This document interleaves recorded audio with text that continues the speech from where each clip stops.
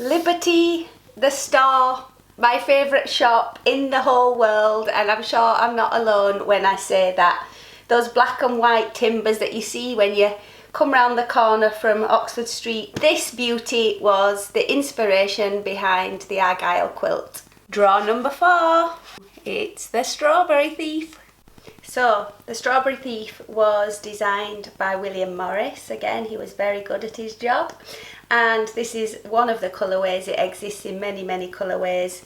Liberty used it initially on a much bigger scale on a furnishing fabric, and then it's been scaled down, and this one is a tan, a lawn. Log cabin quilt blocks are so relaxing to sew, and it was gorgeous having all these Liberty classics working together. I never get bored of looking at them, and the black and white are framed here with this print on Lazenby cotton.